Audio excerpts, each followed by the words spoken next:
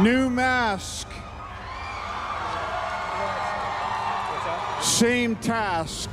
Welcome to Lord's Screen. Tony Stark being the real Doctor Doom certainly drove everyone crazy. After Iron Man's death in Avengers Endgame, everyone was very sad and wondered what the future of the MCU would be. But it seems that now the fans' joy will return. Many wonder how Tony Stark will become the MCU's Doctor Doom without considering the events of the comics. I will bring here some theories that are circulating on the internet for us to discuss here. Ever since the big announcement in Hall H at Comic-Con this year that Robert Downey Jr. would be back in the MCU, the reaction has been divisive. Some fans love that the franchise's signature star will be back. Others are mad that Doctor Doom, arguably Marvel's greatest villain, will merely be a multiversal variant of Tony Stark. But what if the answer is more complicated and simple than that?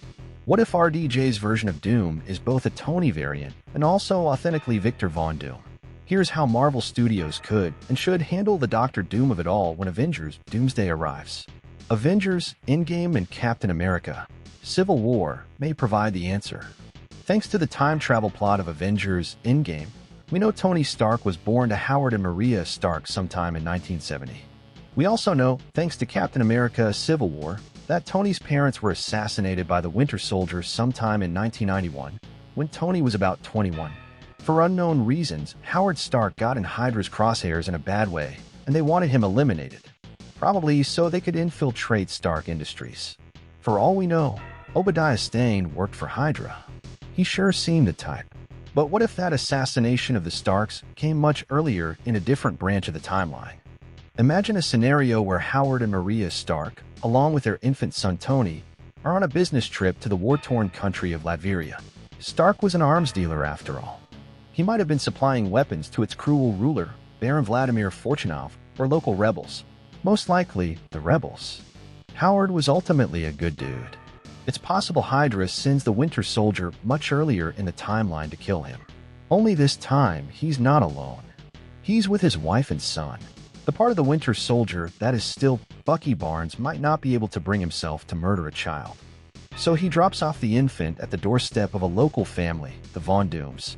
As far as the world is concerned, the Stark family were all killed in Eastern Europe in a terrible accident. No one is looking for baby Tony. Tony Stark / Victor Von Doom, from riches to rags to riches. This means that Tony, now named Victor, grew up in completely different circumstances than his sacred timeline counterpart. He would still have Tony's brain and his innate scientific genius. Genetically, they are the same person after all. But the Victor variant would have grown up in an impoverished country where he didn't have access to the perks Tony grew up with. Sure, Tony lost his parents tragically, but he still grew up pampered and rich, living a carefree life of a playboy. Victor Von Doom would not have been so lucky. Victor would no doubt have grown up with the suffering of the Latvians all around him. They were all the subjugated subjects of Baron Fortunov. He would have grown up bitter, angry, and with plans to bend the world to his will. And just like in the comics, he would have used his genius to eventually take over the country, installing himself as its ruler. For saving them, the population of Latveria would practically worship him. His adoptive mother could have also introduced him to the dark arts, giving him an edge over his counterpart, who only knew science. In every way, Robert Downey Jr.'s Victor Von Doom would be comics accurate, except for being the twin of Tony Stark. New mask, same task. Dr. Doom is famous for his massive ego and his inability to let someone else be better than him at anything. In the comics, that's usually Reed Richards of the Fantastic Four. It's quite possible Victor learns of his variant, who got to live a life of luxury, become a superhero, and die saving his reality. That is something that would drive him to become an even better version of himself, so he'd be the ultimate incarnation of himself, despite growing up in humble surroundings. As RDJ said at Comic-Con, new mask, same task. Victor Von Doom will try to save the world from itself like Tony tried to with Ultron. Only he'd go about it in a far more ruthless way. If you thought Ultron was bad, wait until you meet the Doombots. Robert Downey Jr. has said in recent interviews that he is indeed playing Victor Von Doom, erasing any doubt. So this isn't just a variant of Tony Stark using the infamous Doom name, armor, and costume. Nor will they just hand-wave away the fact that Doom looks just like the most famous name in the MCU. Sure, many actors have played multiple roles in the MCU already, so there's precedent for that. But this is someone who is the literal face of the franchise.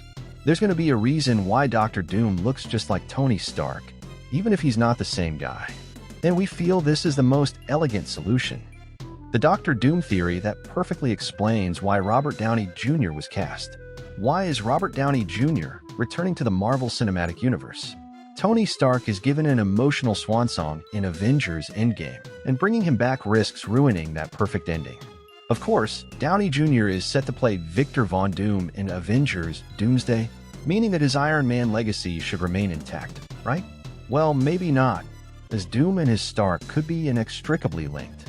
Since the casting news came to light, some people are speculating that Downey Jr. will reprise the role of Iron Man, but not in the way you think. Essentially, the Doomsday version of the tech with superhero will be Stark from another universe, one who used his scientific gifts for evil and became the villainous Doctor Doom instead of the noble Avenger we all know and love. This isn't a far-fetched notion, as Robert Kirkman's Marvel team-up sees Stark become Doom because he has a beef with Fantastic Four leader Reed Richards. Similarly, Brian Michael Bendis' infamous Iron Man involves Doom becoming Iron Man after Stark kicks the bucket. Both characters have a history of impersonating each other, and bringing this idea to the screen could make sense if handled correctly.